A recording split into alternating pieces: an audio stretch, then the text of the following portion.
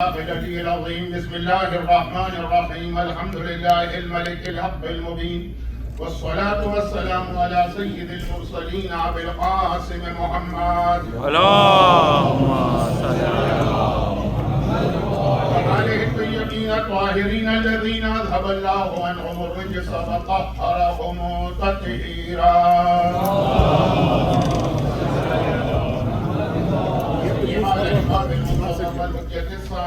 شرعا اللهم له الفرج ولعنة الله إلى أعدائهم أجمعين من الأزل إلى الأبد. أما بعد فقد قال الله عز وجل في كتابه المبين وقرآنه المتين وقرآنه المجيد وقوله الحق.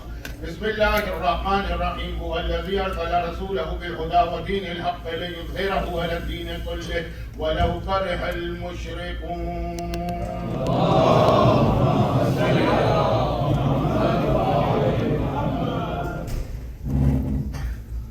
محرم 1447 ہجری 1447 ہجرا کی آج کی یہ مجلس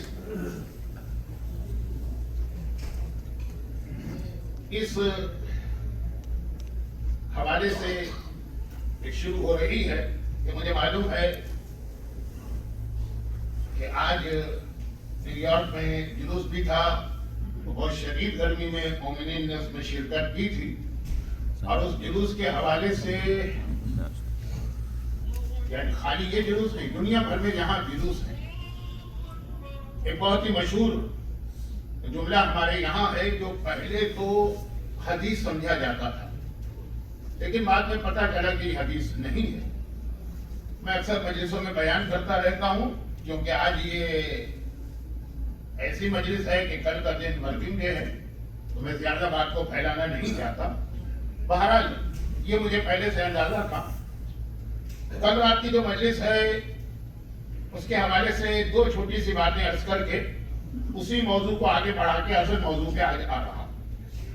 2 دن سے آپ شاید میرا یہ جملہ سن رہے ہیں کہ میں اصل موضوع پہ آ رہا ہوں، آ ہی نہیں چکتا، لیکن چونکہ مجھے یہ معلوم تھا کہ ویک اینڈ کا مجمع مختلف ہوتا ہے ویک ڈے کے مجمع سے، تو تھوڑا سا میں نے جان بوجھ کے بھی موضوع کو لمبا کیا۔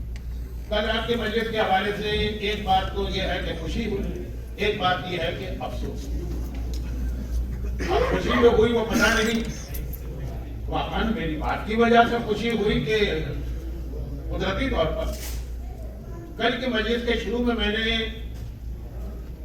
ایک آغا سیستانی، یہ مرجع نہیں، ایک آغا سیستانی کا ایک واقعہ پڑھا تھا امام زمانہ کے حوالے سے، اور ایک خاص وجہ سے جو ماحول میں نے 2-3 دن میں یہاں سے، لیکن کل بالکل مختلف ماحول نظر آیا مجلس کے بعد، اور جیسا میری خواہش تھی نہیں کیا، اور میری خواہش کو ماننا کس کے لیے ضرور، کسی کے لیے، لیکن جو اسلام کی خواہش ہے، جو معصومین کی خواہش ہے، اس کے مطابق وہ ماحول پر وقت میں زیادہ نہیں دینا چاہتا، وہ اتفاقاً بن گیا۔ کہ جن کے لیے میسج تھا ان پر کم از کم اس وقت کو اثر ہوا، تو اس بات کی خوشی، اور جو افسوس ہوا وہ اس بات کا کہ بہرحال کل کی مجلس ذرا سی ٹریک سے بھی ہٹ گئی، اور شاید وہ جو واقعہ تھا کچھ زیادہ لمبا ہو گیا۔ اتنی تفصیل میں نہیں جانا چاہیے تھا، یا اگر تفصیل میں جانا تھا تو شروع کا عنوان یا شروع کا جو میرا 10-12 منٹ کا موضوع تھا اس کو مختصر کرنا تھا، لیکن خیر اب یہ ہو گیا سو ہو گیا، بات کو وہیں سے آگے بڑھانا ہے، اور وہ حالات کچھ ایسے پیش آ جاتے ہیں کہ کبھی بات کو آگے بڑھانا بھی ہوتا ہے تو کوئی نہ کوئی ایسی چیز سامنے آ جاتی ہے کہ تھوڑا سا پھر موضوع سے ہٹنا پڑتا ہے۔ بات یہ تھی اسلام صرف 25 سال میں اتنا بدل گیا کہ اسلام کی جو ایک اہم ترین عبادت ہے نماز، اسلام مائنس نماز 0، یہ معصومین کا جملہ ہے، یہ پیغمبر کا جملہ ہے۔ 2 اس کے بارے میں واقعات اور حدیثیں آگے کی مجلس میں آئیں، لیکن آج کی مجلس جناب حبیب ابن مظاہر کے حوالے سے ہے، اور حبیب ابن مظاہر کا کربلا میں جہاد اسی نماز کے حوالے سے شروع ہوا تھا نا، جب ابو ثمامہ سیدہ شہدائے کربلا میں بہت اہم نام ہے ابو سما۔ آسمان کو دیکھ کے کہا فرزند رسول ظہر کی نماز کا وقت ہو گیا۔ ابھی کربلا کا جہاد شروع ہو چکا ہے، سورج نکلنے کے بعد سے جنگ اپنی شدت اور عروج پر، کہا لیکن مولا نماز کا وقت آ گیا ہے، ایک نماز اور آپ کے پیچھے پڑھنے کا دل کیا تھا؟ امام معصوم نے بھی آسمان کو دیکھ کے کہا کہ آج زوال کا وقت آ چکا۔ جعلک اللہ من المصلین، تم نے کتنی بہترین عبادت کو کتنے اچھے وقت میں یاد دلایا، اللہ تجھے قیامت میں مصلین یعنی نمازیوں میں شامل کر کے اٹھائے۔ اور پھر حبیب ابن مظاہر سے یہ کہا کہ جا کے لشکر یزید سے اتنی مہلت مانگ لو کہ ہم لوگ نماز ادا کر سکیں۔ نماز میدان جنگ کی نماز تو ویسے ہی فضل ہوتی ہے، اور آقا حسین تو جو بھی مسافر تھے، یعنی آقا حسین سے مطلب پورا لشکر امام 2 رکعت نماز پڑھنا۔ حبیب ابن مظاہر کو بھیجا گیا تھا کیونکہ حبیب بھی کوفے کے رہنے والے ہیں، عرصے سے رہ رہے ہیں، اور لشکر یزید کی اکثریت بھی کوفے سے آئی ہے، تم جا کے مہلت لے کے آؤ۔ تو یہ نماز اب یہ آج کا موضوع نہیں، موضوع بنے گا آئندہ کی اسی مجلس کا، لیکن حبیب ابن مظاہر کا اہم ترین رول یہی ہے کیوں جب وہ گئے اور ان کو کیسا بدتمیزی والا جواب ملا۔ تو ایک تو یہ ہوتا ہے نا کہ کسی چیز کا انکار کر دیا جائے کہ نہیں یہ پاسبل نہیں، وہ الگ بات، لیکن ایسا ٹونٹنگ والا جواب کیا ہے؟ حبیب جا کے کہہ دو اپنے امام سے کہ ان کی نماز قبول کہاں ہے کہ وہ نماز پڑھنا چاہ رہے ہیں، حبیب برداشت نہ کر سکتے۔ اور تم لوگوں کی نماز قبول ہے اور جوانان جنت کے سردار کی نماز قبول نہیں، اب مولا مجھ سے برداشت نہیں ہو رہا ہے، اب یہ نماز میں آپ کے نانا کے پیچھے جنت میں ہی پڑھوں گا۔ اور حبیب نے فوراً جہاد شروع کر دیا۔ تو حبیب ابن مظاہر کے حوالے سے یہ پیغام بہت اہم ہے کہ حبیب ابن مظاہر نے نماز کے لیے آقا کا نائب بن کر فریضہ انجام دیا، اور پھر نماز پہ باتیں ہوتی رہیں گی، لیکن نماز جیسی روزانہ کئی بار پڑھی جانے والی عبادت چیز ہوتی، مسلمان مولا کی پہلی نماز دیکھ رہے ہیں اور حیران ہو کے کہہ رہے ہیں، اور پھر اس کے بعد کہہ رہے ہیں، یہ جملے تھے کہ 25 سال میں خالی نماز تبدیل نہیں ہوتی بلکہ اتنی ساری چیزیں اسلام میں بدل گئی صرف 25 سال۔ جب زمانے کے امام تشریف لائیں گے اس وقت تک تو پتہ نہیں کتنی تبدیلیاں اسلام میں آ چکی ہیں، ابھی بھی کتنی آ چکی ہیں، حتیٰ کہ بہت ساری چیزیں مومنین کرام کے سامنے جب پیش کی جاتی ہیں تو وہ آسانی سے قبول بھی نہیں کرتی۔ دعا افتتاح ایک ایسی دعا ہے جس میں ہم زمانے کے امام کو یاد کرتے ہیں اور عجیب انداز سے یاد کرتے ہیں۔ اس کے 2 بہت اہم جملے ہیں، لیکن وہ کبھی اس وقت سنیے گا جب میرا موضوع امام زمانہ۔ ایک اس میں یہ بتایا گیا ہے کہ امام کے آنے کے بعد مومن کو جہاد کس طرح کرنا ہے۔ جب وہ طریقہ سمجھیں گے کہ جہاد کس طرح کرنا ہے تو اس سوال کا خود بخود خاتمہ ہو جائے گا جو اکثر لوگ پوچھتے ہیں۔ نہیں، لوگ کوئی اردو کا ماہر ہو تو مجھے بتائے کہ لوگ میں عورتیں بھی آتی ہیں، خواتین اکثر ایک سوال کرتی ہیں، اس کا جواب اسی دعا افتتاح میں ہے اگر وہ سمجھ میں آ جائے، لیکن میرا موضوع آج یہ نہیں ہے، بات بہت پھیل جائے گی کنورٹنگ کے، اور وہ یہ ہے کہ عورتوں کا کیا رول ہوگا جہاد امام میں۔ کیا خالی وہ روٹیاں پکائیں گی اور پراٹھے پکائیں گی اور یہ نہاریاں پکائیں گی اور وہ لشکر امام کو کھلائیں گی؟ تو کیا کربلا میں خواتین یہی کر رہی ہیں؟ نہیں، تو وہاں بھی یہ نہیں ہوگا ان کا ایک رول، اور وہ سمجھ میں اس لیے نہیں آتا کہ ہمارے ذہن میں بھی امام زمانہ کا جہاد یہ ہے کہ تلوار لے کے جہاد کرنا ہے، تو تلوار تو عورتوں کے ساتھ کوئی غلط، یعنی غلط کا مطلب کیا ہے کہ امام کا جہاد تلوار سے نہیں، بہت مجبوری۔ پھر کس طرح سے؟ دعا افتتاح تو آپ لوگ پورے رمضان 30 کے 30 دن پڑھتے ہیں، ایک دعا یا علی ہو یا عظیم ہو یا غفور ہو یا رحیم پڑھی جاتی ہے نماز کے بعد، اور ہر رات دعا افتتاح۔ تو خیر وہ میرا موضوع نہیں ہونا چاہیے، لیکن فی الحال نہیں ہے آج کی حد تک، بات کو بہت نہیں پھیلانا ہے، اصل موضوع کو شروع تو کر دینا۔ اور دوسرا اس میں جملہ یہ اس دعا افتتاح میں جو پورے رمضان میں 30 دن آپ سے پڑھائی جا رہی ہے، رمضان تو دعا کی قبولیت کا مہینہ، اور اس کے اندر آخر میں جا کے ہم کیا کہتے ہیں؟ اللہم انا نشکو الیک، اے خدا ہم تجھ سے کمپلین کر رہے ہیں، شکوا اقبال نے شکوہ لکھا نا، ایک ہنگامہ ہوا اس کے اوپر کہ اللہ سے شکوہ، تو جواب شکوہ لکھنا پڑا، لیکن دعا ابتدا میں مومن اللہ سے شکایت کر رہا ہے، کمپلین کر رہا ہے. اور کیا کمپلین کر رہا؟ پسدہ نبی ہے نا، وہ خیبتہ ولی ہے نا، ہمارا امام غائب کیوں؟ یہ دعا ابتدا جو ہے اس کے اندر یہ دو جملوں سے پہلے میں نے ایک ہی جملہ پڑھا ہے، دوسرا پڑھا نہیں، کہ جس میں امام کے جہاد میں مومن کا کیا طریقہ ہوگا، کس طرح جہاد کرے. اس سے پہلے کا جملہ کہ اے خدا اس امام کو ظاہر کر دے تاکہ اظہر بہی دینک و سنت نبی، تاکہ جو تیرا دین چھپ گیا وہ دین ظاہر ہو جائے، جو نبی کی سنتیں چھپ گئی ہیں وہ نبی کی سنتیں ظاہر ہو جائیں. یہ امام زمانہ کا جہاد ہے، یعنی دین چھپ گیا، یعنی سنت نبی چھپ گئی. جب امام آئیں گے تو ان کے فریضے میں یہ شامل ہے جو اسلام میں اتنی بڑی تبدیلیاں آ چکی ہوں.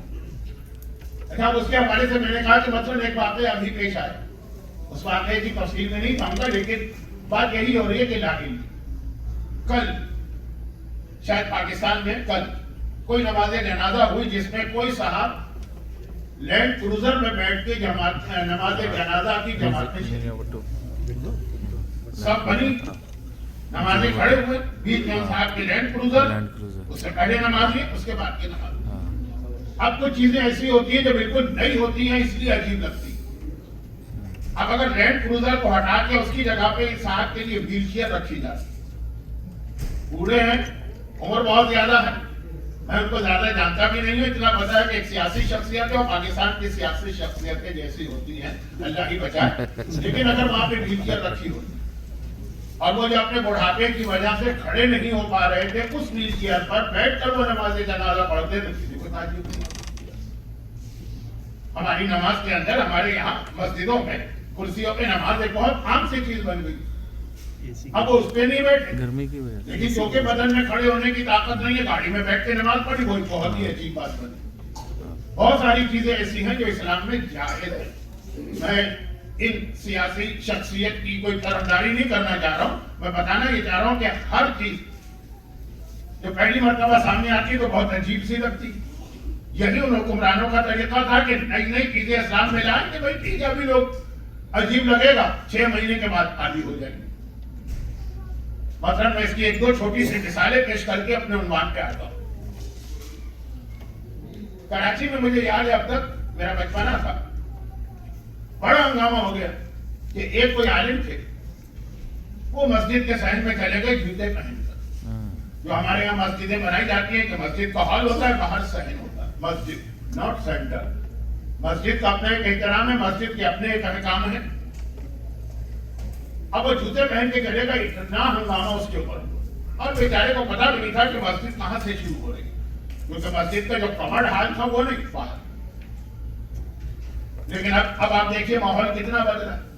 یہ کیونکہ اس کا تو میں گواہ ہوں، گواہ کیا ہوں میں، اس کا ایک پارٹ ہوں اس تبدیلی کا. جب لوگ حج پر جاتے ہیں سب سے مشکل عمل ہو جاتا ہے حج اور عمرے میں صفا اور مروہ کے درمیان 7 مرتبہ چلنا.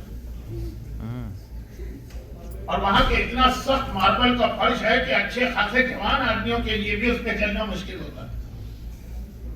تو اب یہ سوال پیدا ہوتا ہے کہ کیا جوتے پہن کے صحیح کر سکتے؟ جب پہلی مرتبہ یہ بتایا گیا لوگوں کو یقین نہیں آیا. خانہ کعبہ مسجد الحرام کا حصہ، اچھا وہ مسجد کا حصہ بھی نہیں، لیکن سعودی حکومت نے اس کو اس طرح سے مسجد کے ساتھ جوائن کر دیا کہ ایک عام آدمی کو یہ غلط فہمی ہوتی ہے. ہمارے یہاں بھی بعض خواتین کو غلط فہمی رہتی ہے. میں نے خواتین کا نام کیوں نہیں لیا؟ جب خواتین نجاست کے عالم میں ہو تو ان کے لیے مسجد الحرام میں قدم رکھنا بھی گناہ ہے، حرام ہے. لیکن صفا مروہ کے علاقے میں وہ جا سکتی ہیں باہر کے دروازے میں. 2 دروازے ہیں نا، ایک مسجد سے ہو کے آتا ہے، ایک سڑک سے، اس لیے کہ وہ مسجد نہیں. اور میں بات کو ذرا پھیلا گیا، اس کو سمیٹتا ہوں جلدی سے. تو وہ مسجد کا حصہ نہیں، لیکن اتنا مسجد سے ملا ہوا ہے کہ جب یہ مسئلہ میں نے پہلی دفعہ بتایا تھا تو ہنگامہ ہو گیا. خانہ کعبہ کی مسجد کے اندر جوتے پہن کے، لیکن اب آپ دیکھیں گے کہ وہاں پہ کم از کم 30 سے 40% جوتے پہن کے ہی صحیح کر رہے ہوتے ہیں، اور کسی کو اعتراض نہیں ہوتا. یعنی وہ تو پھر بھی شرن مسجد کے باہر کا علاقہ ہے، مسائل جاننے والوں کو تو پتا ہے نا. لیکن خود خانہ کعبہ کا صحن جس میں کعبہ موجود ہے، جس کے اندر ہم طواف کرتے ہیں، جو یقیناً پراپر 100% پراپر مسجد، جیسا کہ میں نے کہا کہ جس میں قدم رکھنا حرام ہے اس عورت کے لیے جو نجاست میں ہو، یا اس مرد کے لیے جس پر وہ والا غسل واجب، قدم رکھنا حرام، وہاں پہ بھی جب یہ سوال پوچھا گیا کہ ایسا ماربل انہوں نے لگایا ہے یہ بہت سخت ہے، اس کے اوپر ننگے پیر چلنا بہت مشکل ہوتا ہے، تمام مراجع نے کہا کہ جوتے پہن کے چل سکتے ہیں، میں نے یہ مسئلہ بتایا، ایک وقت خود انڈیا اور پاکستان میں کہ مسئلہ حج کے مسئلے میں ہی بتایا کرتا تھا، اس سے زیادہ کچھ کہنا نہیں چاہتا، آپ کہیں گے مولانا میاں مٹھو بن رہا ہے، اپنے میاں مٹھو بن رہا ہے، لیکن اس وقت میں ہی بتاتا بجائے خانہ کعبہ کے ذہن میں جوتے پہن کے ہم تو اپنی کراچی کی مسجد میں جوتے پہن کے لگ جائیں، بلکہ ہم تو چھوڑے کسی اور کو دیکھیں تو مار کے بھگا دیں اس کو مسجد سے باہر، لیکن اب آہستہ آہستہ آپ دیکھیں گے کہ وہی 30% لوگ جو صفا مروہ میں جوتے پہنتے وہی طواف کے اندر بھی جوتے پہن کے طواف کر رہے ہوتے، کسی کو کوئی اعتراض نہیں ہوتا کیونکہ شرع جائز۔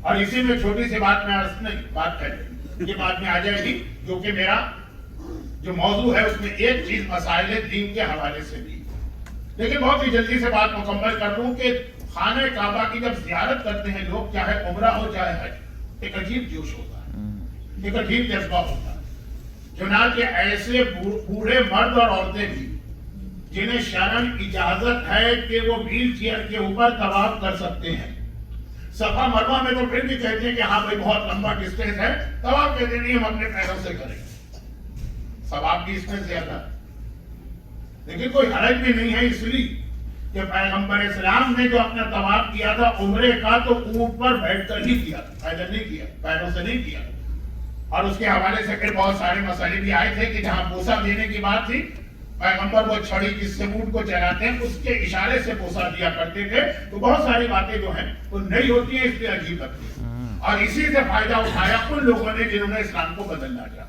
اب آئیے جو اصل موضوع تھا، امام زمانہ اسلام کو واپس لے کر آئیں گے جہاں پھر اللہ کے رسول اس کو لے کے آئیں گے۔ مولا کے خطبے میں تو 34 چیزیں یا 35 ہیں، ایک آدھ کا فرق ہے، لیکن وہ 25 سال کی تبدیلیاں، اب 1400 سال کی تبدیلیاں تو شاید 35,000 ہو چکی، اور جب امام آئیں گے پتہ نہیں اس میں کتنا ابھی زمانہ باقی، جب یہ ساری تبدیلیاں ختم کریں گے، یہ جہاد امام کا اصل مقصد۔ لیکن کربلا کا جہاد جو ہے نا، کربلا کا جہاد، اس کے بالکل آغاز میں ہی ہمارے سامنے یہ پیغام آ گیا کہ اسلام وہ اسلام نہیں رہا جو اللہ کے رسول کا۔ تو جملے سنیے کربلا کے حوالے سے، پھر یہی میرا اصل موضوع ہے۔ پہلا جملہ آقا حسین کا مشہور جملہ کہ اگر میرے نانا کا دین میرے قتل سے بچتا تو آؤ تیروں اور تلواروں، حسین کا جسم حاضر ہے، میں شہادت کے لیے تیار ہوں تاکہ نانا کا دین بچ جائے۔ یعنی یہ اسلام اتنا اہم ہے، اتنا قیمتی ہے کہ اس کے لیے حسین اپنے جسم کو تیر اور تلوار کے لیے دعوت دے رہے، جاؤ مجھے شہید کرو۔ یہ وہی جملہ تھا جو غدیر خون کا ہے کہ رضیت لکم الاسلام دینا، اللہ نے اسلام کو تمہارے لیے پسندیدہ دین قرار دیا، اور اتنا اہم کہ حسین شہید ہونے کو تیار ہے۔ ایک جملہ۔ دوسرا جملہ کیا ہے کہ جب 25 رجب کو مروان ابن حکم جیسے شخص سے آقا حسین کی مسجد النبوی کے دروازے پہ ملاقات ہوئی، وہی دن کے جس کی رات کو گورنر مدینہ میں نے آقا حسین کو بلایا، دن کا وقت تھا، مروان ابن حکم سے مسجد النبوی کے دروازے پہ ملاقات ہوئی۔ مسجد النبوی تو ایک ایسا میٹنگ پلیس ہے کہ صبح دوپہر شام سارے مسلمان ایک دوسرے سے وہاں ملتے ہیں۔ تو مروان نے یہ بتایا کہ یزید حکمران بنا ہے تو آقا حسین کا جملہ تھا علی الاسلام السلام، اس اسلام کو میرا آخری سلام ہو، خدا حافظ ہو، اس اسلام سے میں جدائی اختیار کر رہا ہوں جس میں یزید جیسے کو حکمران بنا دیا جائے۔ تو آپ دیکھیں دو اسلام ہمارے سامنے آتے، ایک اسلام وہ ہے جسے اللہ نے پسندیدہ دین قرار دیا اور جس کے لیے حسین اپنے آپ کو شہید کروانے کو تیار ہے۔ تھوڑا سا آپ حضرات آگے آ جائیے، اب دروازے پہ لوگ پہنچ چکے ہیں، نئے آنے والوں کو جلدی بولیں تھوڑا۔ یہ کوئی اسلام اتنا قیمتی ہے ایک اسلام اتنا قیمتی ہے کہ حسین اپنی شہادت کے لیے تیار. باقی ساری شہادتیں تو بہرحال حسین کے بعد آتی ہیں, چاہے وہ 18 سال کا اکبر ہو, چاہے وہ عباس ہو, چاہے وہ چادر زینب ہو, یہ ساری. اور دوسرا اسلام ایسا کہ حسین کہتے ہیں اگر یہ بھی اسلام ہے تو حسین جیسی شخصیت کہتی ہے اس اسلام کو میرا الوداعی سلام, خدا حافظ نہیں چاہیے مجھے یہ اسلام. اب یہ تو اسلام ہو.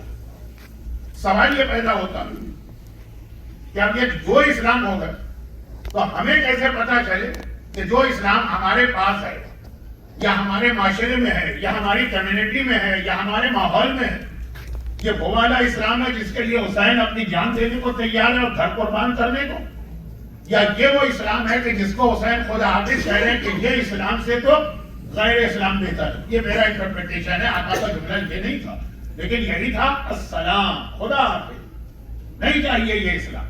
تو پتہ کیسے چلے جب دو چیزیں آ جائیں معاشرے کے اندر. اب اس کے اندر پہلی بات تو یہ یاد رکھیے گا کہ ایک تو اصول سورہ آل عمران کی ایک آیت میں طے ہوا ہے جس کے لیے ایک بہت ہی مختصر سا واقعہ بتا رہا ہوں. یہ واقعہ 45 منٹ کا ہے. تو میں نے مختصر کیوں کہا, کیونکہ اتنا میں نے پڑھا اس واقعے اور مجھ سے زیادہ خواتین ذاکرات نے اتنا پڑھا کہ بچے کو زبانی یاد ہو گیا ہے, تو اس لیے واقعہ نہیں پڑھوں گا, صرف اس کا وہ حصہ جو میرے اس جملے سے متعلق. جب یہ دو اسلام ہوئے, حقیقی اسلام جس کے لیے حسین کی جان قربان ہے, اور وہ اسلام جس کو حسین جیسا شخص خدا حافظ کہہ رہا. تو وہ جو اصلی اسلام ہے نا, اس کے اندر بھی ہمیں ایک چیز بتائی گئی. جابر ابن عبداللہ انصاری بہت مشہور نام ہے. ایک اس لیے بھی بہت مشہور نام ہے کہ حدیث اقتصاد جو ہمارے یہاں تلاوت کی جاتی ہے, تلاوت کی جانی چاہیے. اس کے آخر میں تو کتنی بشارتیں اور خوشخبریاں فی جمع شیعت بنا, وہ جو بہت ساری خوشخبریاں, ہم ہو غم ہو سارے قضا حاجت ہو, اور ملائکہ کا گھیرے میں لے لینا. وہ حدیث کتاب کے راوی جابر ابن عبداللہ انصاری. اور دوسرا اس لیے بھی کہ ایام عزا آئیں اور جابر یاد نہ آ جائے کیسے ممکن. کربلا کے پہلے زائر ہیں جابر. 40 کے دن جابر ابن عبداللہ انصاری کا کربلا آنا تو یقینی بات ہے, کوئی شک ہی نہیں. جو کربلا کی زیارت کو جاتا ہے جابر تو ضرور یاد آتا ہے. اچھا جابر کے اور بہت سارے واقعات, جس میں ایک وہ بہت اہم واقعہ ہے جو اس وقت, میرا جملہ توجہ سے سنیے, میں تفصیل میں نہیں جاؤں گا کیونکہ یہ آنے والی ایک نہیں چاہے 3-4 مجالس کا عنوان بن جائے یہ جملہ. اس وقت ہماری پوری شیعہ قوم, ویسے تو دوسروں کے یہاں بھی ہوگا مسئلہ, لیکن میں تو صرف اپنے آپ کو دیکھ رہا ہوں, فوکس کرتے ہیں. آکلینڈ سے لے کے, آکلینڈ دنیا کا پہلا حصہ ہے نا, جب یہ نیو ایئر ہوتا ہے اور وہ کیا وہ فائر ورک وغیرہ ہوتا ہے تو میڈیا کہاں سے دکھانا شروع کرتا ہے؟ آکلینڈ سے دکھانا شروع کرتا ہے نا. نیوزی لینڈ, اس کے بعد سڈنی, آسٹریلیا, پھر ہوتے ہوتے آخر میں آپ کا علاقہ آتا ہے سیاٹل اور لاس اینجلس وغیرہ ہوگا جہاں ختم ہو جاتی ہے دنیا. پوری دنیا کے اندر پوری شیعہ قوم میں اس وقت جو سب سے بڑا فتنہ اور مسئلہ, سب سے بڑا, جس نے واقعا مذہب کی بنیادیں ہلا کے رکھی ہے. اسلام کو کوئی نقصان نہیں پہنچا سکتا, لیکن ہمارے اور آپ کے گھروں میں جو مذہب بنیادیں ہلا کے رکھ دی, اور پوری دنیا میں ہر جگہ ہے. وہ کوئی کہہ کہ مولانا شاید آپ حجاب کی بات کر رہے ہیں, نہیں, حجاب سے بھی زیادہ مسئلہ ہے, کیونکہ جو حجاب والے گھرانے وہاں بھی یہ پرابلم پیش آ رہا. اور میں جو بات کہہ رہا ہوں سنی سنائی نہیں, بلکہ ہر جگہ میں خود اس مرحلے سے گزرا.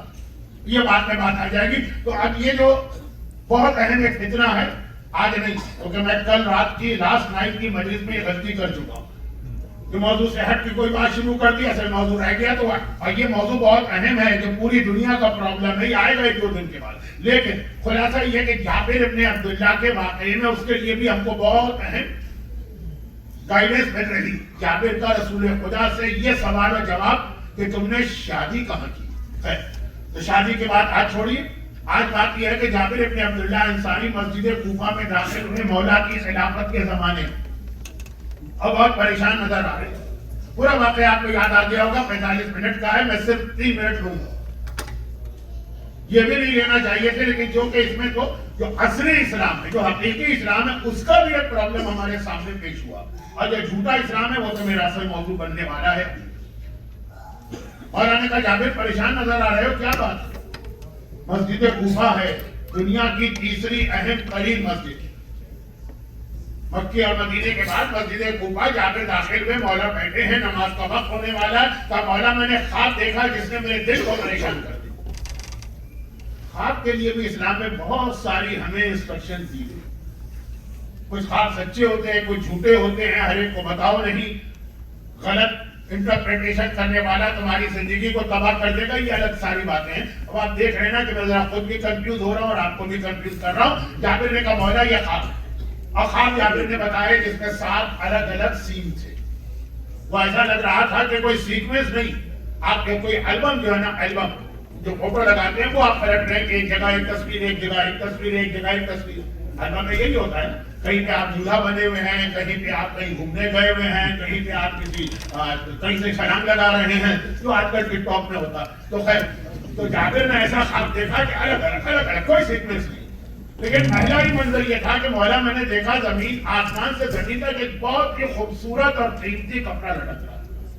اچھا بہت ساری چیزیں ایسی ہوتی ہیں کہ آج کل لوگوں کو سمجھانا مشکل ہے، زمانہ اتنا ترقی کر گیا ہے نا، بہت ساری چیزیں سمجھانا مشکل ہے، بڑوں کو سمجھانا مشکل ہے۔ تو جو ہمارے جوان آتے ہیں، جو بچے آتے ہیں، جو واٹس ایپ کے اور سوشل میڈیا کے زمانے کے، ان کو پرانے زمانے کے واقعات سمجھ میں نہیں آتے۔ ہم نے کہا کہ وہ امام زمانہ کی حکومت ایک جزیرے میں ہے، تو کیا مشکل ہے، گوگل کے میپ میں ڈالیں گے پتہ چل جائے گا کہاں پہ اس کا لوکیشن، نہیں اس کا لوکیشن وہاں سے پتہ نہیں چلے گا، لیکن وہ تو اس ماحول کے اندر ہے نا کہ ہر چیز لوکیشن۔ تو اب یہ کہ کپڑا ہمارے اتنی معمولی چیز بن گیا ہے، لیکن یاد رکھیے اسلام جب آیا تھا اس وقت کپڑا، یہ انڈسٹریل ریولوشن نہیں آیا تھا، یہ کپڑے کی ملیں نہیں بنی تھی، کپڑا سونے سے زیادہ قیمتی تھا، جملہ سونے سے زیادہ۔ سونا مثلا گولڈ، وہ نہیں جو آپ مجلسوں میں کرتے ہیں، وہ جو گولڈ پیور گولڈ، اس سے زیادہ قیمتی تھا یہ کپڑا۔ اور اس کی ایک دلیل تو آج بھی، اگر کوئی آدمی کسی کو قتل کر دے یا غلطی سے مثلا روڈ ایکسیڈنٹ ہو جائے، مارا جائے، تو بلڈ منی جو اسلام میں وہ کیا 1000 دینار، دینار کہتے ہیں سونے کا سکہ، سونا پیور گولڈ، یا 200 جوڑے، 1000 دینار ہے، سونے کا سکہ 1000 ہے، کپڑے 200 ہیں، کیونکہ اتنا ہی قیمتی تھا اس زمانے میں کپڑا۔ تو اب یہ کہ کپڑا لٹک رہا، جیسے یہ کہا جائے کہ مثلا پیور گولڈ کا خزانہ رکھا ہوا، تو کپڑا لٹک رہا اور اناؤنسمنٹ ہو رہا ہے کہ جس کا دل چاہے اس کو لے جائے۔ وہی سن کے لوگ دوڑے دوڑے چلے آ رہے ہیں۔ کہیں پہ اگر سونے کا خزانہ رکھا ہو تو آپ کہا جائے لے جاؤ، جس کا دل چاہے لے جاؤ۔ آپ جہاں ہیں وہاں پر بھی، اور جہاں آج کل میں پہنچا ہوں آسٹریلیا میں، وہاں پر بھی گولڈ رش، دونوں ملکوں میں 200 سال پہلے یہ ہو چکا ہے نا، گولڈ رش، لوگ دوڑے دوڑے آتے ہیں، جبکہ وہاں سے ڈھونڈنا پڑتا تھا۔ تو اگر ویسے ہی اناؤنسمنٹ ہو جائے سونے کا ایک پہاڑ کھڑا ہے کہ جس کا دل چاہے لے جاؤ، لوگ دوڑے دوڑے آ رہے ہیں۔ جابر نے خواب میں دیکھا لوگ دوڑے دوڑے آ رہے ہیں۔ لیکن عجیب بات یہ کہ ہر آنے والا قریب آتا تو وہ جو کپڑا پورا دیا جا رہا ہے، جیسے پورا گولڈ دیا جا رہا ہے، وہ کوئی نہیں لے گا۔ جیب میں قینچی لے کے آتے ہیں، اس قینچی سے ٹکڑا کاٹ دیں، ٹکڑا کاٹ کے لے جائیں۔ یہ ٹکڑا بھی ان کے کسی کام کا نہیں، اور وہ جو کپڑا ہے وہ بھی بدنما اور بدصورت ہو گیا۔ مولا میں حیران ہو گیا، یہ ہے کیا؟ کہا جابر یہ خواب نہیں ہے، یہ آخری زمانے کے حالات ہیں، آخری زمانے میں یہی ہوگا۔ جابر نے کہا مولا میں نہیں سمجھا کیا ہوگا؟ کہا یہ جو خوبصورت ترین کپڑا لٹک رہا ہے، یہ آخری زمانے میں اسلام کی حالت ہوگی۔ دنیا کا بہترین مذہب ہے، اللہ کا آخری پیغام ہے، دنیا اور آخرت دونوں میں نجات دینے والا ہے، دنیا اور آخرت دونوں میں برکتیں دینے والا ہے۔ یہ اسلام برکتیں بھی لے کے آتا، قولوا لا الہ الا اللہ تفلحوا، لا الہ الا اللہ کہو کامیابی ملے گی، تمہیں فلاح ملے گی۔ لیکن آخری زمانے میں ہر ایک کے لیے اوپن انویٹیشن ہے، اسلام تمہارے لیے ہے، کوئی پورا اسلام نہیں لے گا، ہر آدمی آ کے ٹکڑا اسلام سے کاٹ کے لے جائے گا، جس کو جو سوٹ کرے گا اپنے حساب کے ساتھ۔ مثلا شوہر کو وہ اسلام پسند آئے گا جس میں بیوی سے کہا گیا کہ شوہر کو سجدہ بھی کیا جا سکتا، نہیں کیا نہیں جا سکتا، بطور مثال یہ اسلام بہت اچھا۔ اور بیوی کو اسلام پسند آئے گا جس میں سعد ابن معاذ جیسے جلیل القدر صحابی پر اس لیے اشارے قبر آیا کہ وہ بیوی سے بد اخلاق تھے، ताजिर को वो इस्लाम पसंद आएगा, कस्टमर को वो इस्लाम पसंद आएगा, आलिम को वो इस्लाम पसंद आएगा जिसमें लोगों से कहा जाएगा कि आलिम की इज्जत और एहतराम करो, और आवाम को वो इस्लाम पसंद आएगा जिसमें कहा जाएगा कि एक गलत आलिम भूखे शेर जो बकरियों पे हमला करे उससे भी ज्यादा खतरनाक होता है, लश्कर यजीद से ज्यादा खतरनाक गलत आलिम। हर आदमी अपने हिसाब से इस्लाम ले, पूरा जी लेने को कोई तैयार नहीं। ये कौन से इस्लाम की बात है? जो असली इस्लाम, जो हकीकी इस्लाम, जिसके लिए हुसैन अपनी जान देने को तैयार। ये वो इस्लाम है, वो भी आखिरी जमाने में कोई नहीं लेगा। हर एक को सिर्फ अपने मतलब का इस्लाम चाहिए। और ये जुमला बहुत तशरीह चाहता है, लेकिन फिलहाल ये मैं बता रहा हूं, ये हकीकी इस्लाम, उसकी ये हालत होगी। और इसके सामने एक झूठा इस्लाम बनाया गया, एक फेक इस्लाम बनाया गया। मौला के आने से पहले वो सिस्टम चेंज किया जाना शुरू हो गए, और फिर वो सिलसिला बढ़ते बढ़ते आज कहां तक पहुंचा। अब यहाँ पे एक सवाल, ये है मेरा असल मौजूद, और वो सवाल ये है कि जब माशरे में, सोसाइटी में दो चीजें हमारे सामने आ जाए, एक ओरिजिनल चीज, जीनियन चीज, और एक उसकी 2 नंबर की कॉपी हो। ये 2 नंबर का लफ्ज कराची का एक मुहावरा, पता नहीं आप समझते हैं कि नहीं समझते। 2 नंबर की चीज, हर अच्छी चीज की एक कॉपी बनाई जाती है, फेक, और वो सिर्फ कीमती चीज की बनाई जाएगी, जिसकी कोई वैल्यू नहीं है उसकी कौन कॉपी बनाएगा, उसको वो कौन फेक बनाएगा। मुझे अब तक याद है कि 70s में थर्ड वर्ल्ड कंट्रीज के अंदर फॉरेन एक्सचेंज एक बहुत बड़ा जुर्म होता है। ये डॉलर लेना अपने मुल्क से बहुत बड़ा जुर्म था, इंडिया हो के पाकिस्तान हो के अफ्रीकन कंट्रीज। जब मैं पहली दफा नैरोबी गया था, नैरोबी अफ्रीका का एक शहर है, केनिया का कैपिटल, तो वहां कोई जो वीजा फीस थी वो तकरीबन शायद 55 या 65। अच्छा, अय्याम आज़म में मेरे साथ एक मसला और होता है, पहले अशरे में वो वैसे ही आपके फॉर योर इंफॉर्मेशन बता कि जब मैं आता हूं तो वो हज से आ रहा होता हूं, तो पाकिस्तान वालों का हज, हमारा हज जो है 5 वीक का होता है, और 70s और 80s का हज तो वहां इतना तकलीफ देता। अब तो हज नहीं लगता। कभी तो दिल चाहता है नऊज़ो बिल्लाह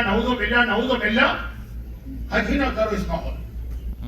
अंदाजा करें, इहराम पहने हुए हैं, अराफात जा रहे हैं, अराफात, जिसके बारे में कहा गया अराफात का दिन और कयामत का दिन से मिलर।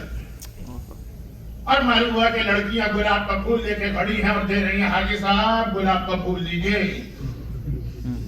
अराफात के मैदान में हम इहराम की हालत में, जहां पर हमारी अपनी बीवी आराम हो चुकी है, दूसरों की तो बात छोड़िए, और ये वो इस्तेमाल किया जा रहा है, वो गुलाब का फूल दिया जा रहा है, हाजी साहब कहते रास्ते में। मैं तो यहाँ से गाड़ी तक जाता हूँ, कुछ खवातीन पूरे हिजाब के साथ भी हो तो निगाह झुक जाती है हज में। लेकिन खैर, ये तो मैंने जिंदगी बात कह दी कि अब वो हज नहीं रहा जो हम 80s में करते आए। उस हज में एक मोमिन हमारे काफिले में 7 ज़िलहिज को गिरफ्तार हो, और गिरफ्तार इसलिए हुए कि वो आए थे हज करने के लिए। तो जैसा कि मैंने कहा कि उस वक्त 70s में पाकिस्तान में, इंडिया में फॉरेन एक्सचेंज लेना बहुत मुश्किल था, तो उन्होंने मार्केट से खरीद लिए थे डॉलर। वो डॉलर वहां जाली निकला 7 ज़िलहिज को, जब वो गए उसको एक्सचेंज कराने के, फौरन पुलिस आ गई। बहुत बड़ा जुर्म था वहां पे सऊदी अरब। 7 ज़िलहिज बहुत खतरनाक रात होती है, इसलिए कि सारे सऊदी अरब में छुट्टियां हो चुकी होती हैं, सारे ऑफिस बंद हो चुके हैं। 7 ज़िलहिज से लोग निकलने लगते हैं हज के, और दांतों पसीना आ गया मोमिन को उस वक्त किसी तरह से पैसे निकाला जाए, इनका हज बचाया जाए। तो वो उसी तजुर्बा हुआ था उसी वक्त मुझे। तो मैं वहां गया था, तो उसी काफिले में मैंने किसी मोमिन से कहा ये तो बहुत बड़ा मसला है। उन्होंने कहा नहीं मौलाना, वो बहुत पुरानी बात है। पेन उन्होंने कहा मेरे पास है, ये आप पेन डॉलर के नोट में फेरेंगे तो झूठा फेक होगा तो पता चल जाएगा, जीनियन होगा ओरिजिनल होगा तो भी पता चल जाएगा। मैंने ले ली, मैं जा रहा हूँ अफ्रीका 1 हफ्ते के बाद। अब मैं नैरोबी एयरपोर्ट पे उतरा, वहां पे जो वीजा काउंटर था वहां पे फीस देना, मैंने जेब से 50 का नोट निकाला और एक के 15 नोट उस पर फेरना शुरू किया। वो वीजा ऑफिसर गुस्से में आ गई, 50 का तो ले लिया उसने, कहा ये क्या एक कर रहे हो, $1 का कोई जाली नोट नहीं बनाता है, कौन बनाएगा बेवकूफ आदमी, $1 का फेक नोट बना, इसकी वैल्यू क्या? हाँ 50 का 100 का समझ में आ रहा, तो बात बिल्कुल सही कही। तो फेक चीज बनेगी, 2 नंबर की चीज बनेगी, जाली चीज बनेगी, नकली चीज बनेगी जो कीमती, और किसी मजहब के मुकाबले में कोई जाली मजहब नहीं बनाएगा, फायदा क्या? वो तो $1 के नोट से भी कम। लेकिन इस्लाम के मुकाबले में एक फेक इस्लाम।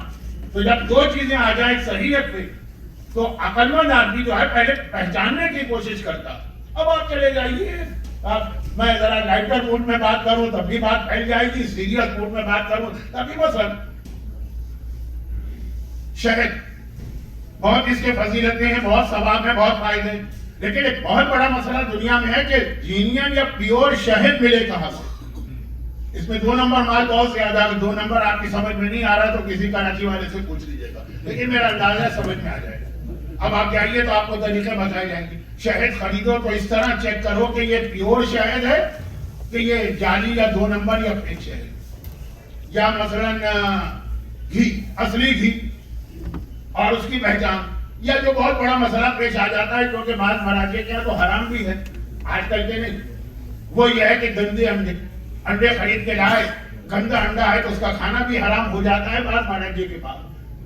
اور جو آج کے مراجع ہیں کہ نہیں سبزی کو میں پھینک دو, سفیدی کھا لو, چھوڑ دی.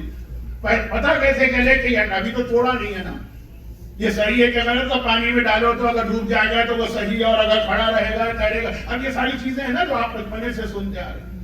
موتی عقیق پیر ہوتا ہے جو آپ عراق ایران سے خرید کے لاتے ہیں. پہلا سوال آپ وہاں پہ یہی کرتے ہیں کہ مولانا کوئی طریقہ ہے کہ پتہ چلے یہ اوریجنل اور جینین عقیق ہے. یہ مصنوعی آج تک تو فیکٹری میں بنتے ہیں, ہر چیز کا یہ مسئلہ ہے. تو چھوٹی چیز ہے. اب آگے بڑھیے, میں نے کرنسی نوٹ کی مثال دی, فیک نوٹ کتنے زیادہ مارکیٹ کے اندر, تو ایسا تو آپ نہیں لیں گے نا, آپ کو چیک کرنا ہے کہ صحیح ہے کہ غلط. اور آگے یہ بڑی بڑی چیزیں ہیں, مثلا پھر یہ آئی فون ہے یا مختلف اور بہت ساری چیزیں. تو آدمی چیک کرتا ہے جتنے قیمتی چیز خرید رہا ہے کہ یہ جینین ہے کہ نہیں. صحیح دکان پہ جاتے ہیں, ریپوٹیشن والے کے پاس جاتے ہیں, اس کمپنی کے اپنی دکان پہ ایپل کے اسٹور پہ جا کے خریدیں گے مثلا. یہ سب کرتا ہے. یہ ساری چیزوں کی کیا اہمیت ہے اسلام کیا؟ کچھ بھی نہیں, نتھنگ. دین ہمارے پاس ہے, جبکہ ہم کو پہلے سے بتایا گیا کہ اس میں فیک بھی ہے, جھوٹا بھی ہے. اسلام ایک بنایا گیا, اور جب اسلام غلط بنایا گیا. اچھا یہاں پہ یہ بھی ایک ریزن ہے کہ لوگ آل محمد کے اتنے خلاف کیوں ہو گئے. عام لوگ نہیں, حکمران. ون آف دا ریزن یہ بھی. مجھے یاد ہے ہمارے بزرگ خطیب ایک مثال دیا کرتے تھے, اور وہ یہ ہے کہ فرض کیجیے کہ کہیں پہ کوئی غلط چیز پھیلانا ہو تو جو اس کو پہچاننے والے لوگ ہیں ایکسپرٹ, پہلے ان کا خاتمہ کرو. اگر یہ رہیں گے تو یہ پہچان لیں گے, ان کا خاتمہ کرو تاکہ پھر یہ ختم ہو جائے تو جو ہماری فیک چیز ہے وہ چلے. اب اسلام کے مقابلے میں جھوٹا اسلام بنانا ہے, مصنوعی اسلام بنانا ہے. مولا کی حدیث ہے نا نہج البلاغہ, نہج البلاغہ میں مولا نے کئی جگہ آخری زمانے کی نشانیاں بتائی, الگ بکھری. بغداد کے بارے میں بھی ہے, جبکہ بغداد تو مولا کی شہادت کے 100 سال بعد بنا تھا. بغداد ایک بالکل نیا شہر تھا, جیسے پاکستان میں اسلام آباد, جیسے انڈیا میں چندی گڑھ, جیسے آسٹریلیا میں کینبرا. تو خیر تھا ہی نہیں کوئی شہر. مولا نے اس کی پیشین گوئی نہیں کرتی کہ بنے گا بھی اور تباہ بھی ہوگا. تو ایسی کئی نشانیاں, ان میں ایک نشانی یہ بہت مشہور کہ آخری زمانے میں لا یبقى من الاسلام الا اسمہ, اسلام خالی نام کا رہ جائے گا, ہوگا نہیں, حقیقی اسلام نہیں ہوگا. مولا آخری زمانے کے لیے تو خاص طور پہ کہہ چکے ہیں. ہمیں بہت دلچسپی ہے کہ زمانہ شاید آخری زمانہ, جیسا کہ میں پہلے دن سے کہہ رہا ہوں نا, دنیا میں کہیں کوئی واقعہ پیش آ جائے, کسی نہ کسی طرح اس سے یہ ثابت کرنے کی کوشش کی جاتی ہے سوشل میڈیا پر کہ یہ آخری زمانے کی ایک نشانی اور. حتیٰ ابھی 1 سال 2 سال پہلے ٹائٹینک کو دیکھنے کے لیے ایک سب میرین میں کچھ لوگ گئے تھے, اور پھر بہرحال وہ حادثہ ہوا اور وہ سارے مارے گئے. یہ آخری زمانے کی یہ بھی ایک نشانی. ٹائٹینک کو دیکھنے جائیں, مر جائیں سمندر میں, تو وہ بھی آخری زمانے کی نشانی. تو کوئی سیاسی واقعہ پیش آ جائے, کوئی جنگوں کا واقعہ پیش آ جائے, کوئی موسم کی تبدیلی کا واقعہ, کہیں پہ کوئی زلزلہ آ جائے, کہیں پہ کوئی حکمران مارا جائے, کہیں پہ کوئی نیا حکمران بن جائے, یہ آخری زمانے کی نشانی. تو بھائی آخری زمانے کی یہ نشانی بھی دیکھو نا کہ لا یبقى من الاسلام الا اسمہ, خالی نام کا اسلام رہ جائے گا. اگر یہ آخری زمانے کی نشانی ہے تو چیک کرو کہ تمہارے پاس جو اسلام ہے یہ نام والا اسلام ہے کہ حقیقی اسلام ہے. اب پاکستان میں ایک بہت بڑی انڈسٹری ہے. میں تو اپنے کراچی کی بات کروں, مجھے یاد ہے اپنے بچپن میں وہ آتے تھے ہلدی پیپر والے, وہ جو آ کے گھر سے چیزیں لے جاتے ہیں, تو انہیں بڑے قیمتی پرفیوم ہوتے ہیں. وہ کہتے تھے اس کی خالی بوتلیں چاہیے. کیا فائدہ؟ کہا کہ کراچی کا علاقہ ہے لالو کھیل, وہاں کے گھروں کے اندر اس بوتل کے اندر جو ہے وہ گھر میں بنا ہوا پرفیوم ڈال کے اصل پرفیوم کے نام سے بیچا جائے. بوتل وہی ہوگی, پیکنگ وہی ہوگی, لیکن اس کے اندر جو کچھ ڈالا جائے گا وہی گھر میں بنا. یا پاکستان کا جو اس کو سب سے بڑا مسئلہ ہے, ہیپیٹائٹس بی جو ہے پاکستان میں ایڈس سے زیادہ خطرناک. پاکستان میں ایڈس اتنا نہیں ہے, اتنے لوگ نہیں مرتے جتنا ہیپیٹائٹس بی یا سی سے مرتے. ڈاکٹر صاحبان کہیں گے مولانا پھر آپ نے ہماری فیلڈ میں دخل دیا. نہیں, میں آپ کی فیلڈ میں دخل نہیں دے رہا ہوں, یہ تو ایک ہیپیٹائٹس آپ ہی لوگ بتاتے ہیں. اور ریزن کیا ہے؟ ریزن ہے پانی, پینے والا پانی اتنا پولیوٹڈ ہے کہ جس کی وجہ سے آدمی کا لیور خراب ہو رہا ہے. چنانچہ بہت سے لوگ اس کے بدلے میں پھر بوٹلڈ پانی پیتے ہیں, چاہے وہ منرل کے نام سے بیچا جائے, چاہے وہ فلٹر کے نام سے بیچا جائے. لیکن ہوتا کیا, کمپنی کی بوٹل تو صحیح ہوتی ہے, پانی اس کا وہی بھرا جاتا ہے جو گٹر سے اٹھایا گیا. پاکستان میں کام سے چیز, اور ہر لیبورٹری ٹیسٹ یہ بتاتا تو بوٹل پرفیوم کی ہو, پانی کی ہو, جو بھی ہے اس کے اندر جو چیز بھری گئی وہ غلط. اسلام کا نام ہوگا, نام ہے اسلام کا, اذانیں ہو رہی ہیں, مسجدیں ہیں, نمازیں پڑھی جا رہی ہیں, یہ بھی آخری زمانے کی نشانی کہ آخری زمانے کے اندر مساجد کی حالت یہ ہوگی کہ معمورۃ ومن ہدایۃ خالیہ. پبلک کی تعداد کو دیکھے گا تو ہر مسجد بھری تھی. جس مسجد کے بارے میں سنے کمپلین ہوگی کہ جگہ کم پڑ رہی ہے, اس کا ایکسٹینشن چاہیے. جو مسجد دنیا میں کہیں چلے جائیے آپ, لیکن لوگوں سے بھری ہوئی ہے, ہدایت سے خالی ہو جائے. اسلام تو ہدایت کا نام ہے نا. وہ الذی ارسل رسولہ بالہدی, رسول ہدایت لے کے آئے. قرآن کی 3 جگہ آنے والی آیت وہ نہیں ہوگی. یعنی بوٹل وہی, مسجد وہی ہے, اس کے اندر جو چیز ہے وہ جو ہے وہ 2 نمبر ہے. اب یہ آخری زمانے کی یہ نشانی ہم کو مجبور کر رہی ہے, ہم سوچیں کہ صحیح ہے کہ غلط. جو صحیح ہے اس کے اندر بھی آ گیا کہ لوگ ٹکڑے کریں گے اسلام کے, وہ ایک الگ موضوع ہے, بعد میں آئے. لیکن اس کے سامنے مقابلے میں جو جھوٹا. اب کیسے پتا چلے؟ تو جس طریقے سے دنیا میں ہر جگہ بیچ کر ٹیسٹ ہوتے ہیں, یہ سونا صحیح ہے کہ نہیں, اردو میں کہتے ہیں کسوٹی. اس کسوٹی پر اس کو گھس کے دیکھا جاتا ہے کہ یہ سونا جو ہے وہ واقعا سونا ہے کہ نہیں. پیتل کی نقل کوئی نہیں بنائے گا, کاپر کی نقل کوئی نہیں بنائے گا, براس کی نقل کوئی نہیں بنائے گا, سونے کی بنتی ہے. اس لیے نوٹ ہے, اس کی چیکنگ ہوتی.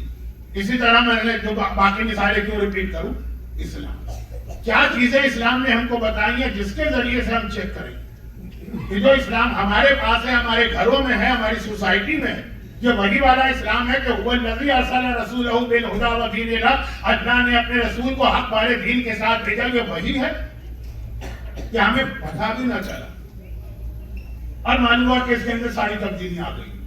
اب وہ کیا چیزیں ہیں وہ میں اس میں سے کچھ چیزیں مختصراً بتاؤں گا. لیکن نمبر 1, اور یہ بہت اہم چیز, نمبر 1 تو نماز ہونا چاہیے تھی, لیکن نہیں, نماز سے بھی زیادہ نہیں.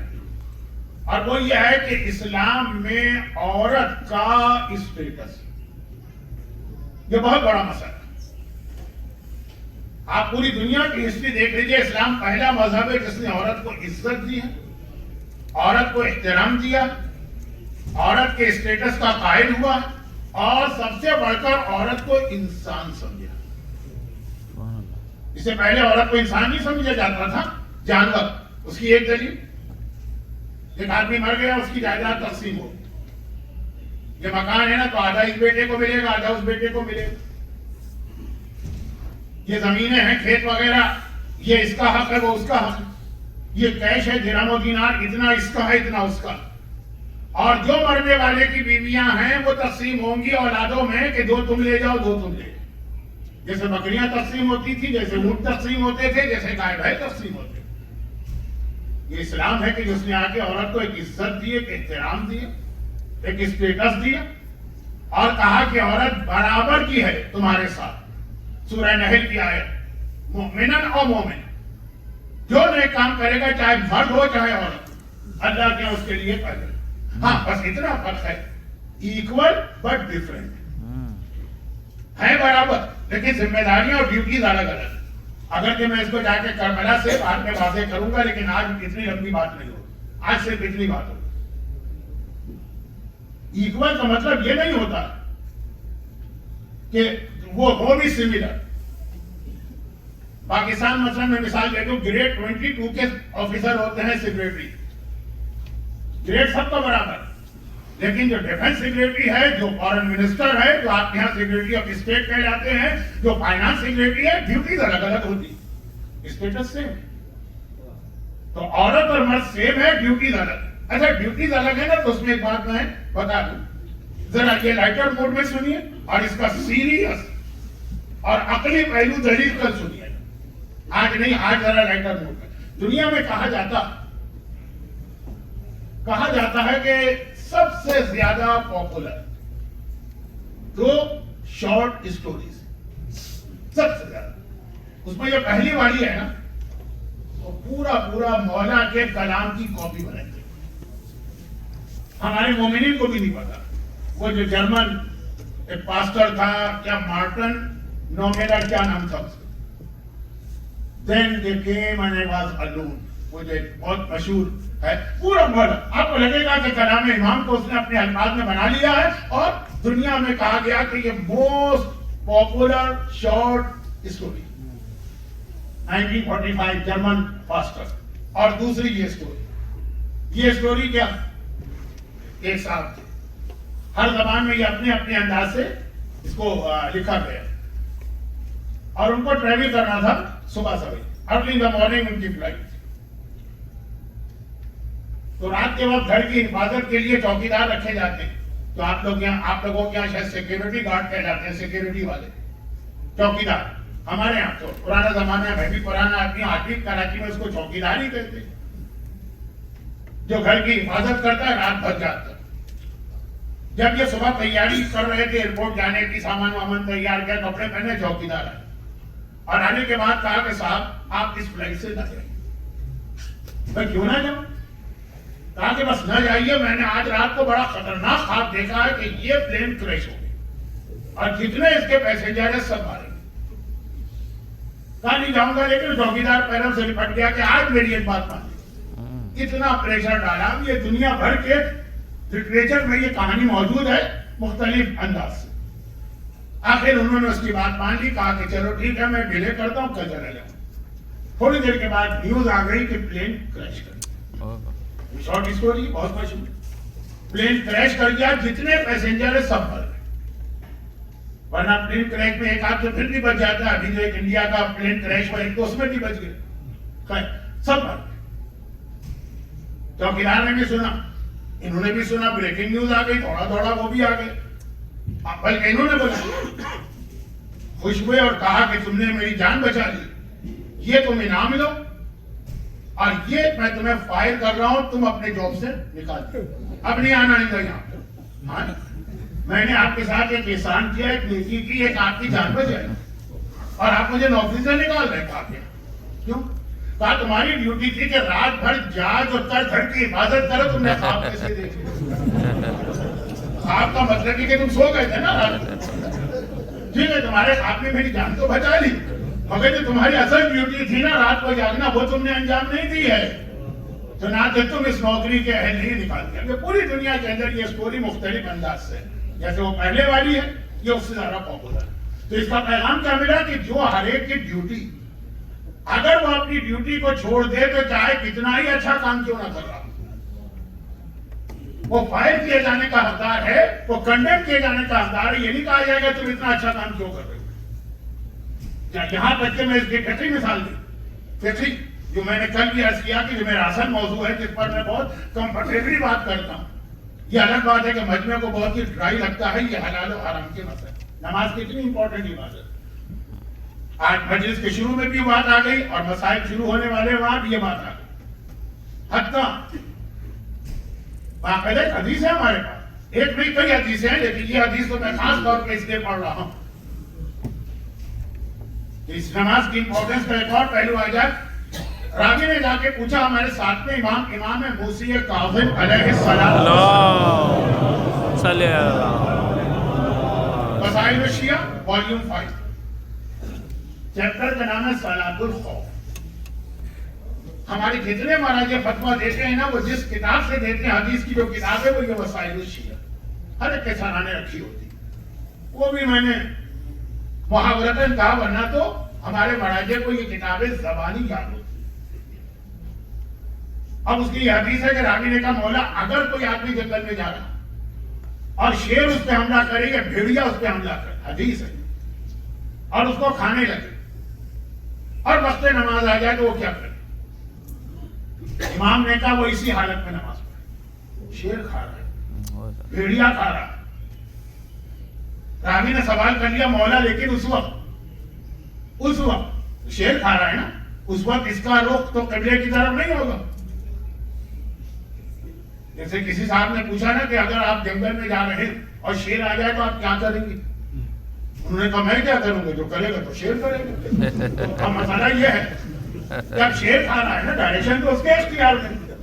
امام نے کہا چاہے یہ تو پورے باقاعدہ حدیث ہے، یہ الفاظ میں پڑھ رہا ہوں، چاہے اس کی بیک قبلے کی طرف کیوں نہ ہو اسی حالت میں نماز پڑھے، چاہے نماز مکمل بھی نہ ہو، آدھی نماز پڑھی تو شیر تو کھا گیا نا.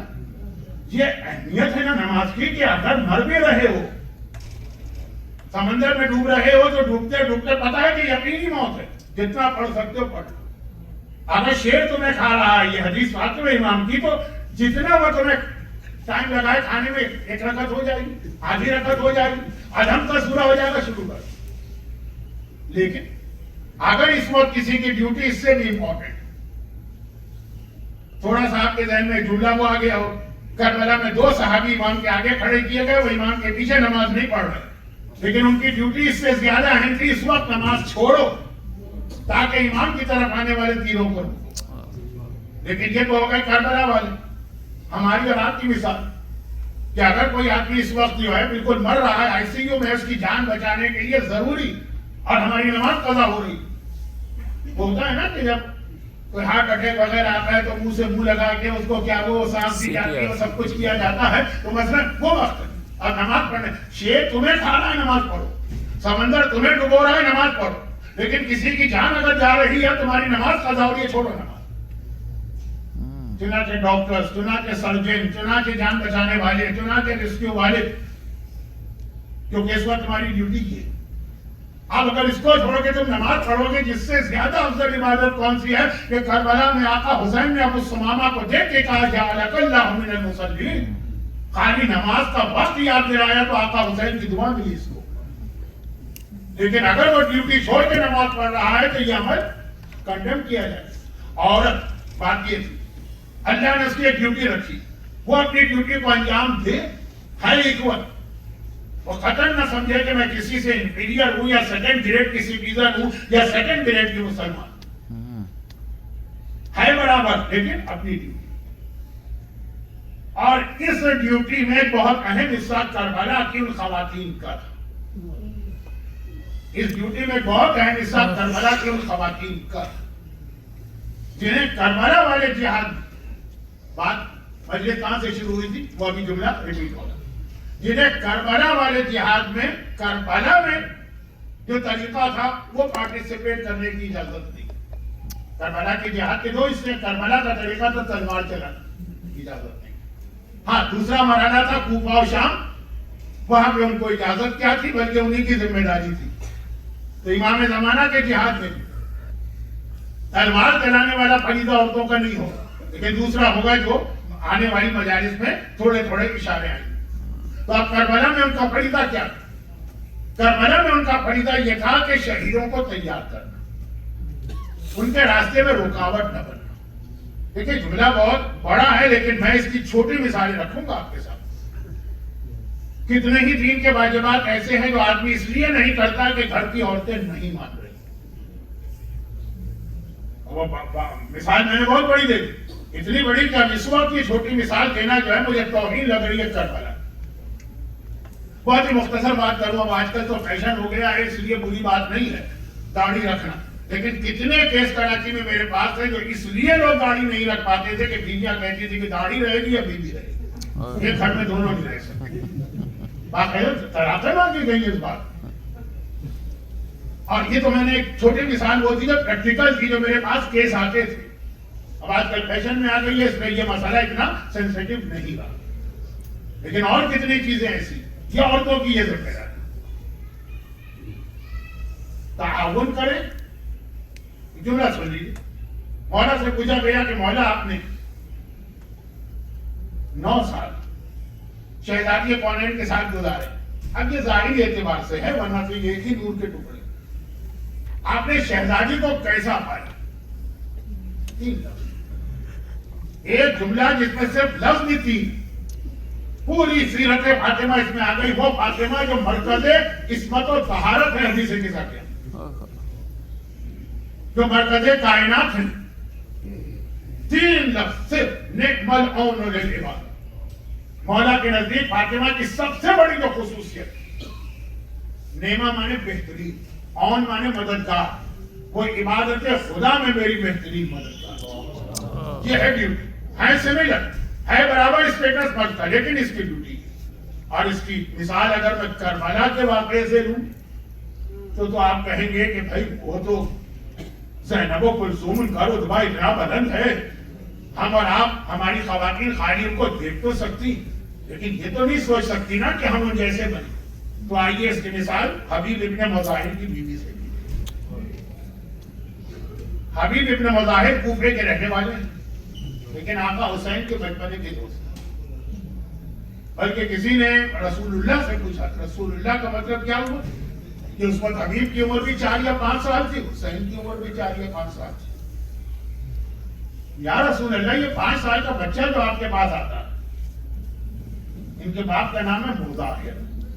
ہمارے یہاں مظاہر پڑھا جاتا ہے، چلے وہ تو پروناؤنسیشن کو فرق ہے. حبیب ابن مظاہر، یہ مظاہر کا بیٹا جو آتا ہے اس کو اتنی عزت اور احترام دیتے. 5 سال کے بچے کو کہا کہ ہاں میں نے اسے دیکھا ہے کہ مدینے کی گلیوں میں جب میرا حسین چلتا ہے نا، یہ اس کے پیچھے پیچھے چلتا ہے، اور جہاں جہاں سے حسین کے قدم گزرتے ہیں وہ وہاں کی مٹی اٹھا کے اپنے سر پہ ڈالتا. یہاں سے جو محبت کا رشتہ چلا تو یہ کربلا میں حبیب کی شہادت تک چلا. کوفے کے رہنے والے ہیں. یہ 3 دوست تھے، عیسیٰ میں تمار، حبیب ابن مظاہر اور رشید حجری. ان تینوں میں سب سے کم جو تذکرہ ہوتا ہے رشید حجری کا. تینوں دوست، اور ایسے دوست تھے جنہیں معصومین نے اپنے پاس بٹھا کر علم غیب دیا. ہمارے یہاں تو آج کل یہ ڈسکشن ہو رہا ہے کہ خود امام کے پاس بھی علم غیب ہے کہ نہیں، لیکن دوسری طرف عیسیٰ میں تمار کے حالات بھی بتائے جاتے ہیں کہ جی وہ قیامت تک کی پیشین گوئیاں کر رہے تھے کھجور کے درخت کے اوپر جب ان کو سولی دی تھی. یہ تینوں دوست، اور پھر تینوں کی الگ الگ طریقے سے شہادت ہوئی. ایک واقعہ پڑھنا تھا لیکن وقت بہت ہو گیا، کل ورکنگ ڈے ہے تو اس لیے اس کو چھوڑتا ہوں. ابھی 2 محرم کی مجلس میں نے حسین کے کربلا پہنچنے کی بات تھی، اور کل کی مجلس میں خود ابن یزید ریاحی کے خطوط کی بات تھی، جو اس نے لیٹرز بھیجے ابن زیاد کو کہ حسین آ گئے ہیں، اب فوجیں بھی چنانچہ فوجوں کے فوجیں آ گئی. ایک ساتھ پورا لشکر نہیں آیا. پتہ چلا کبھی خولی آیا، پتہ چلا کہ کبھی حرملہ آیا، پتہ چلا کہ کبھی عمر سعد آیا، پتہ چلا کہ کبھی شیور آیا. 2 محرم سے 7 محرم تک یہ فوج آتی ہے. زینب کبریٰ اپنے خیمے میں، جب کبھی کوئی فوج آتی ہے تو فوج کے آنے کی خبر، ہنگامے نعرے لگتے ہیں، جانوروں کے آنے کا شور ہوتا ہے. ہر بار زینب بھیجتی ہے فضا کو، اور ماں فضا ذرا جا کے دیکھ شاید کوئی میرے بھیا کا مددگار آیا. فضا آتی ہے، نہیں شہزادی یہ تو خولی آیا. آج ایک اور فوج آئی ہے، جا کے دیکھ شاید میرے بھیا کا مددگار آیا. نہیں شہزادی یہ تو حرملہ آیا. فضا جا کے دیکھ شاید میرے بھیا کا مددگار آیا. پھر فضا گئی، کہا کہ شہزادی اس وقت تو ہمارے ساتھ آیا. جا کے دیکھ کہ شاید میرے بھیا کا مددگار آیا. کہیں شہزادی اس وقت تو شیور آیا، یا شیور کا نام سنا. زینب کو کل بھی میں نے عرض کیا تھا کہ ساری چیزیں معلوم. کہا کہ فضا جا کے بھائی کو بلا، بھیا کو بلا کے لا. حسین آئے، زینب کیا بات؟ کہا 2 محرم سے آج تک ہر تھوڑی دیر کے بعد کسی فوج کے آنے کی خبر سنتی، اور جو آنے والا ہے تیرے خون کا پیاسا، کیا تیرا کوئی نہیں ہے جسے تو جو یہاں پہ آئے؟ حسین نے کہا زینب کوئی اور یہ سوال کرتا تو میں جواب دیتا، تجھے کیا جواب؟ تو نے دیکھا نانا کے بعد کسی نے ہمارا ساتھ دیا؟ تو نے دیکھا اماں پہ مصائب ڈھائے گئے، کسی نے ہمارا ساتھ دیا؟ تو نے دیکھا کہ بابا علی پہ کیا کیا مصیبتیں آئیں، کسی نے ساتھ دیا؟ تو نے دیکھا بھیا حسن کا کلیجہ ٹکڑے ٹکڑے ہوا، اس سے پہلے کسی نے ہمارا ساتھ دیا؟ جب اس سے پہلے کسی نے ساتھ نہیں دیا تو آئی وٹنس ہے. تو آج کون آئے؟ ایک بار زینب نے بڑے ہی ٹرسٹی انداز میں کہا ٹرسٹ مار دی، لیکن بھیا مجھے پتا ہے ایک ایسا ہے کہ اگر تو اسے بلائے کوئی آئے کہ نہ آئے وہ ضرور آئے گا، تیرے بچپنے کا دوست حبیب ابن مظاہر۔ اللہ، حبیب ابن مظاہر میدان کربلا میں زینب یاد کر لی۔ اور ایک بار حسین نے حبیب کے نام خط لکھا، من الحسین ابن علی الى الرجل الفقیہ، یہ علی کے بیٹے حسین کا خط ہے ایسے مرد کے نام جو فقیہ ہے، دین کو سمجھتا ہے۔ یہ لفظ کی تشریح بعد میں ہو۔ دوپہر کا وقت ہے، شہر کوفہ ہے، حبیب اپنی بیوی کے ساتھ دسترخوان پر بیٹھے ہیں، دونوں کھانا کھا رہے ہیں۔ ایک بار حبیب کی بیوی کے گلے میں لقمہ اٹکا۔ یہ خیال اس زمانے میں یہ تھا کہ اگر گلے میں لقمہ اٹکے گا تو اس کا مطلب یہ ہے کہ کوئی یاد کر رہا۔ زوجہ حبیب نے گھبرا کے کہا، حبیب ایسا لگ رہا ہے کہ کوئی تمہیں یاد کر رہا، کہ ہمیں یاد کر رہا۔ اور جیسے ہی کہا ویسے ہی دروازے پہ کسی کی دستک کی یا نوکنگ کی آواز آئی۔ حبیب نے پوچھا کون؟ جواب آیا، انا برید الحسین، میں حسین کا قاصد۔ وہ اتنا سننا تھا، حبیب طرف کے آگے بڑھا۔ زوجہ حبیب 50 پلس، لیکن حجاب قاصد کا نام سنا، فوراً پردے کے پیچھے چلی گئی۔ حبیب نے دروازہ کھولا، شاید قاصد کو بعد میں دیکھا ہو، پہلے اس کے قدموں کو چوما ہو کہ یہ وہ پیر ہے جس سے تو میرے آقا کی بارگاہ سے چل گیا۔ آگے بڑے احترام سے بٹھائے، کہا کہ خط لے کے آیا ہوں۔ قاصد نے کہا، حبیب نے خط دیکھا، حسین نے حبیب کو بلایا تھا، لیکن کوفے کے حالات بڑے خطرناک ہیں۔ جگہ جگہ گورنمنٹ کے سپاہی گھوم رہے ہیں، جاسوس۔ ذرا کوئی خبر ملے کہ یہ حسین کا ساتھ دینا چاہتا ہے، پورا گھر تباہ کیا جائے گا۔ حبیب نے مصلحتاً کہا کہ چلا جا، میں بعد میں جواب دوں۔ دروازہ بند کیا، پردہ ہٹایا۔ زوجہ حبیب بے چینی اور بے قراری سے پردے کے پیچھے ٹہل رہی۔ اے حبیب، میرے آقا کا قاصد آیا تھا، کیوں آیا؟ کہا میرا آقا کربلا آ گیا۔ کربلا کتنا دور ہے کوفے، اور مجھے بلایا۔ زوجہ حبیب کہتی ہے کہ حبیب تو نے کیا فیصلہ کیا؟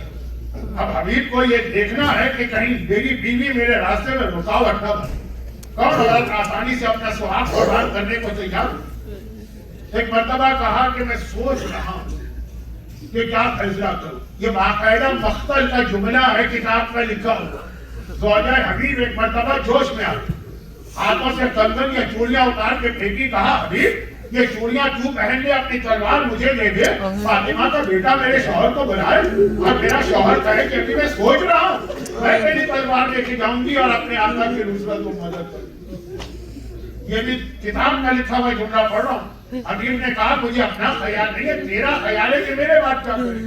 زوجہ حبیب کا جواب بھی کتاب میں لکھا، کہا اے حبیب میں مٹی کھا کے گزارا کر لوں گی، مگر یہ برداشت نہیں کر سکتی کہ میری شہزادی کا لال میرے شوہر کو بلائے اور وہ کہے کہ میں سوچ رہا ہوں۔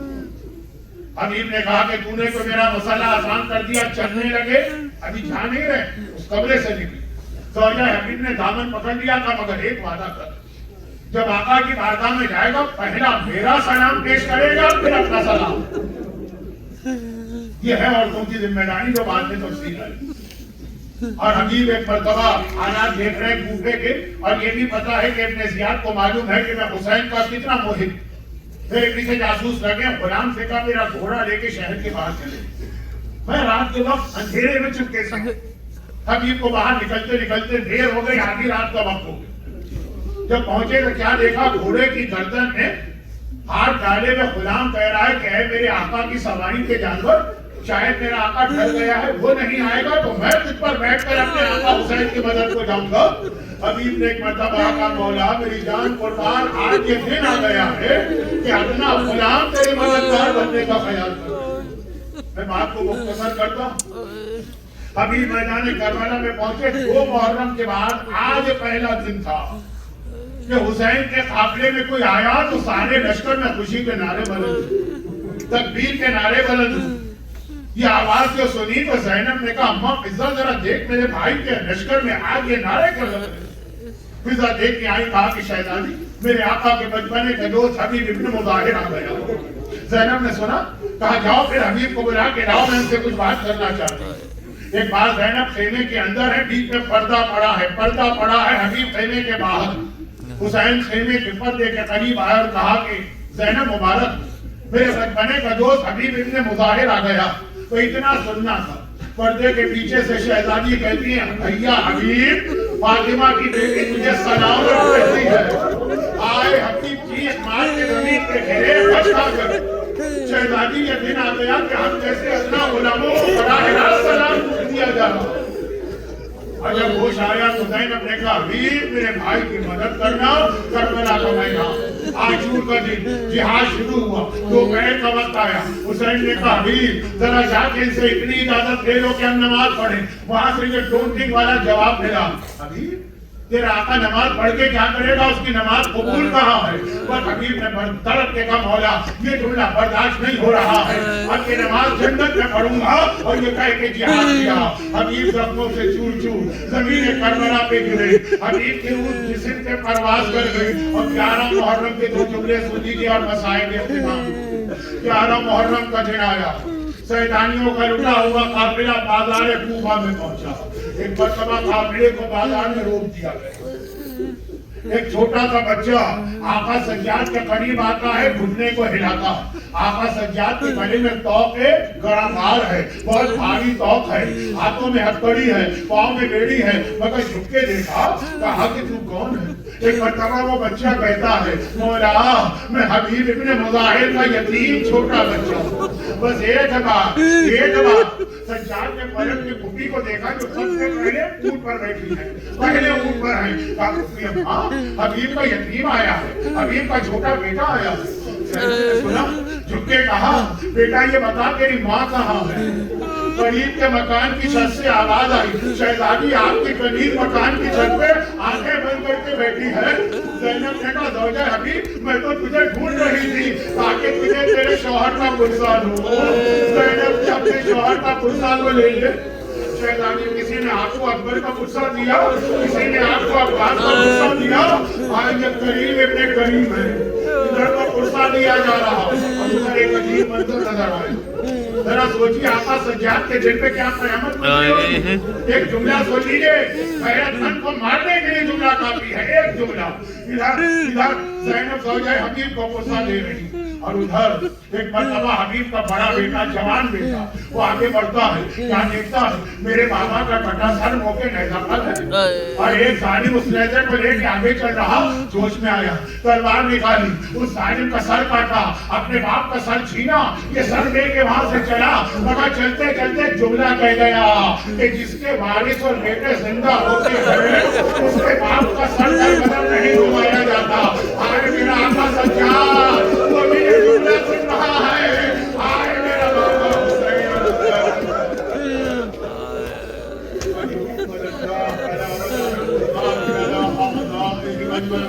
परवरदिगारा हबीब इब्ने मुज़ाहिर की जानिसारी और वफा का वास्ता, हमने से हर एक को आले मोहम्मद और हुसैन मजलूम का हबीब की तरह से जानिसार और वफादार बनने की तौफीक अता फरमा। खुदावंद के मसाइल अहले बैत का वास्ता, आज की मजलिस में जो मोमिनीन और मोमिनात हैं, इन्हें, इनके घर वालों को, इनके घरों को, इनकी औलादों को, इनकी रोटी के ज़राए को परेशानी से महफूज फरमा। खुदावंद इन मज़ालिम के इंतकाम के लिए अपनी आखिरी हुज्जत वारिस मासूमी इमाम ज़माना के ज़हूर में भी ताज़ीर फरमा और हमें खैबर में अपनी जिम्मेदारी अदा करके भागे ज़हूर इमाम की फौज का सिपाही बनने की